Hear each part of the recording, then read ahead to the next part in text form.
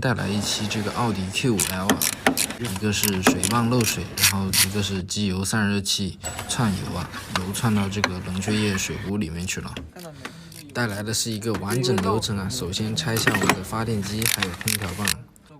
然后拆卸我们的机滤，然后拔掉它这机油压力开关组件，然后就可以拆下我们的一个散热器底座，也就是我们的机滤底座。基本上没什么难度啊，轻松加愉快啊。这边垫片很平了，然后拆水泵，首先把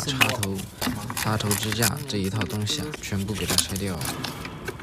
然后拆下水泵皮带的一个挡风网，2颗 T30的螺丝一拆就拿掉，然后拆卸水泵本身的5颗 T30螺丝啊，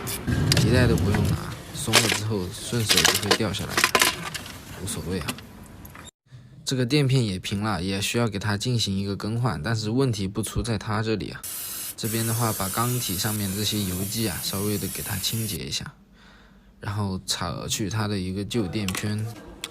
然后拆下我们机油散热器啊，一样把它这个旧的垫圈啊给它换掉，然后洗得差不多了，然后就换上我们新的一个垫片。然后装上机油散热器的垫圈，是4颗 T45的一个螺丝啊，打紧就行。全部搞完，直接装回我们的一个底座，带上它的螺丝啊，3长2短，3颗长的在上面，2颗短的在下面，都是 M10的，非常轻松加愉快。然后来安装我们的水泵啊，这个接头给它抹上这个黄油啊。戳进去的时候会非常的丝滑，然后看一下我们的一个操作，直接套上去啊，顺手把皮带也挂上，操的一瞬间啊，把皮带也套上，这样子的话不需要盘，皮带就自己挂上来了。然后紧上这5颗 T30的螺丝，手带紧啊，正常的话是9牛米的一个力矩，然后装上这个挡风网，然后再装上我们的线束支架。这些过程的话比较简单，所以说我的速度也是比较快的，节奏感好。装上我们的空调棒，3颗 T45螺丝，也是一样，手感带紧就 OK。然后装上我们的发电机啊，像老款的都是13号的铁螺丝啊，像新款的是 T15的一个铝螺丝啊，所以说这个螺丝不能打得太紧，很容易断啊。铝螺丝没有铁螺丝能承受的力道大。然后安装我们发电机的一个搭铁线，这根线的话一定要给它包好，要不然搭到铁的话会喷火花，有可能导致电导板损坏。然后水泵的插头啊，上面有水要给它吹掉，要不然的话会报故障码。然后装上我们的一个进气道支架，1颗 T30螺丝，1个 M10的螺丝。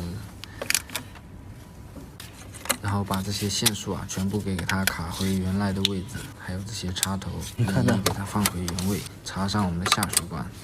上水管，还有这些铁水管，装回我们铁水管的固定螺丝啊，这螺丝还是比较难装的。然后把我们的机滤也给它装回来，打上正确的扭力，清洗一个节气门送给它的。安装我们的节气门啊是4颗 T30的螺丝，像这种3代的话比较难搞一点。3.5代的话更难搞啊，但也还好啊。然后装上我们的进气管，插上插头，